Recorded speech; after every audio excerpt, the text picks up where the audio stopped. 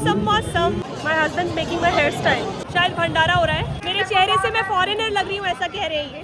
जगन्नाथ जादू की छड़ी है। जय जगन्नाथ। बहुत अच्छा था, बहुत क्रेजी था। रथ को छूकर ऐसे लगता है कि सिर्फ आप ही खींच रहे हो, मतलब हजारों लोग खींच रहे हैं, पर अगर आपने रस्सी पकड़ ली तो आपको लगेगा वो पूरा रथ आप ही चला रहे हैं। ऐसे खींच रहे और भगवान आपके खींचने पर आगे बढ़ रहे हैं, है ना। वो भी एक लव स्पेशल प्रयास किया है, दोनों बार फेल हो गए। आज भी किया मैंने प्रयास, पर हो जाएगा। पर एक मुझे रथ के बारे में, जो रस्सी खींचने के बारे में मुझे कल विश्वास पता चला, पता नहीं कितना सच है, पर मेरे हिसाब से मैथ्स बिल्कुल परफेक्ट बैठा है। तो ये है कि जगन्नाथ महाप्रभु के रथ में 16 पहिए हैं और बलभद्र जी के 14 और सुभद्रा मैया के 12, तो इनका टोटल करके 42। यहाँ से जब मंदिर से निकल के भगवान गुंडीचा तक जाते हैं तो 42 पहियों को हम चलाते हैं, ठीक है। और जब वहाँ से वापस आते हैं तो 42 + 42 84 होते हैं, यानी 84 होते हैं। तो आपके जो 84 लाख योनि में जो भटकने का वो होता है ना, भगवान उससे आपको बचा देते हैं, जिससे अगर वहाँ की रथ भी खींचे तो यहाँ तो ये बहुत बड़ी बात करने को पता चलता है, राइट। उतनी नहीं, मतलब आप 84 लाख योनि में घूमोगे नहीं, डिप्रेशन से बच जाओ। जन्म मृत्यु का ये बंधन जो है, हम जन्म ले रहे हैं, 9 महीने माँ के गर्भ में आते हैं। इस जन्म में हमें मनुष्य शरीर मिला है, अगले जन्म में हम किस शरीर में जाएंगे हमें नहीं पता है। तो ये जन्म बंधन का जो चक्र है, इससे हमें मुक्त होना है और भगवान धाम जाना है, भगवान के धाम। तो ये खींचने का महत्व उन्होंने बताया। आप कब तक यहाँ आना चाहोगे? मेरी आखिरी सांस तक, जब तक मैं जिंदा हूँ मैं यहाँ आना चाहूँगी। और जब भी हम यहाँ आते हैं बस यही प्रे करके जाते हैं, अगले साल दोबारा जरूर बुलाना, बस और कुछ नहीं। महाप्रभु की इच्छा के बिना, जैसे मैंने कहा, नहीं आना। तो मैं तो आना चाहूँगी, पर उनका बुलावा, मैं यही कहती हूँ मुझसे कभी कोई गलती ना हो लाइफ में कि भगवान मुझे नहीं बुलाएगा। तो बस कर्म अच्छे करने हैं ताकि हम आते जाए। जय जगन्नाथ। जय जगन्नाथ।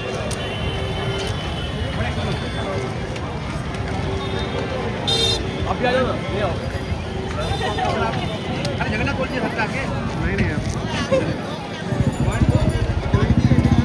जय जगन्नाथ। भगवान भक्त सालबेग की समाधि पर जाकर रुक गए हैं, जैसा कि वो हर साल रुकते हैं।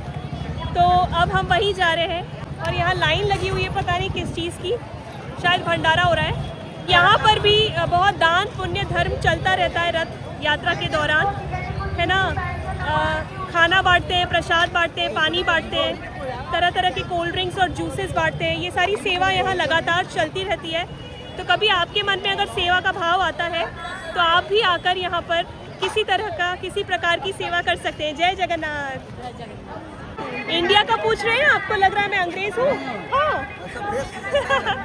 मेरे चेहरे से मैं फॉरेनर लग रही हूँ ऐसा कह रहे हैं। मैंने ये सिंदूर ले लिया है, बहुत ही अच्छा लगता है, भर भर के लगाना मुझे सिंदूर बहुत अच्छा लगता है। यहाँ पे इजीली मिल जाता है, आज बिल्कुल मेरे सामने आया तो मैंने एक ये ले लिया। मैं हूँ भक्त सालबेग की समाधि के बाहर, आप देख सकते हैं पीछे भगवान भी बैठे हैं, सुंदर दर्शन हो रहे हैं। भक्त सालबेग सूबेदार लाल बेग के पुत्र थे, बेटे थे। लाल बेग मुसलमान थे और उनकी जो पत्नी थी वो एक ब्राह्मण थी, मतलब सालबेग की माता। एक बार सालबेग बीमार पड़े और उनकी माँ ने कहा कि जगन्नाथ से प्रे करो, प्रार्थना करो तो तुम ठीक हो जाओगे। और फिर उन्होंने प्रार्थना की और वो ठीक हो गए। तो इसी के चलते उनका भरोसा, उनका फेथ भगवान पर बहुत बढ़ गया। और क्योंकि वो मुसलमान थे, उनको मंदिर के अंदर प्रवेश वर्जित था। किसी भी हिंदू के अलावा मंदिर में कोई एंटर नहीं कर सकता है। तो एक मुस्लिम होने के कारण उनको मंदिर में प्रवेश नहीं मिलता था। तो वो यहीं पर बैठकर मंदिर के बाहर, जहाँ से नील चक्र के दर्शन होते थे, वहाँ बैठकर वो भजन करते थे, कीर्तन करते थे।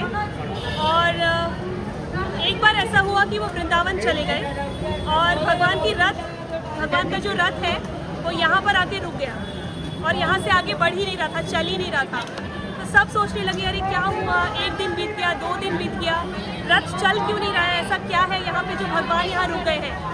और जब भक्त सालबेग वृंदावन से लौट कर आए तब भगवान का रथ चल पड़ा। लोग उनको जानते तो थे ही कि वो यहाँ बैठ के भजन करते थे, तो सब समझ गए कि भक्त सालबेग के आने से ही भगवान का रथ चल पड़ा। आज भी हजारों हजारों साल से भगवान जगन्नाथ की रथ भी यहाँ आके रुक जाती है अपने भक्त के लिए। भक्त तो चला गया लेकिन भगवान वो चीज़ भूले नहीं है। औसम मौसम, औसम मौसम। जैसा मैंने निकलने के टाइम प्रे किया था कि बारिश मत करना, हमें ड्राई ड्राई रखना, बिल्कुल वैसा ही हुआ। तो जगन्नाथ जादू की छड़ी है, जो विश करो ऐसे पूरी करते हैं।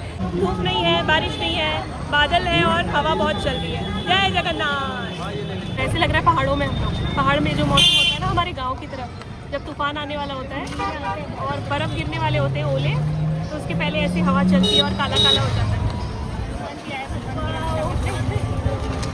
Loving it.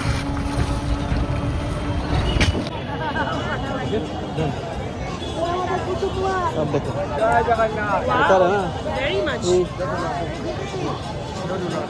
My husband making my hair style. तो कह रहे हैं ऐसे बालों को चप्पू करके मत रखो, थोड़ा ऐसे ऐसे करो।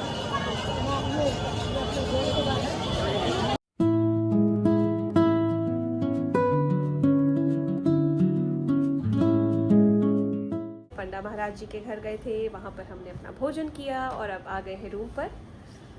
थक गए हैं, थोड़ा सा नींद आ रही है, अब करेंगे रेस्ट। लेंस पहनती हूँ ना जब मैं सुबह से, तो आंखें बहुत टायर्ड हो जाती हैं और ड्राई हो जाती है। तो अब मैंने लेंस उतार के उसको सॉल्यूशन में डिप कर दिया है। और क्या टाइमिंग है, मतलब हम सुबह से प्रे किया था कि बारिश ना हो, बारिश नहीं हुई। जैसे ही हम रूम के अंदर आए हैं बारिश शुरू हो गई है। तो देखिए कितना चमत्कार है ये। मतलब ये धाम है, यहाँ पे एक एनर्जी होती है और आपकी जो विशेज़ हैं, स्पिरिचुअल विशेज़ हैं, स्पिरिचुअल डिज़ायर्स हैं, वो सब पूरी की जाती है।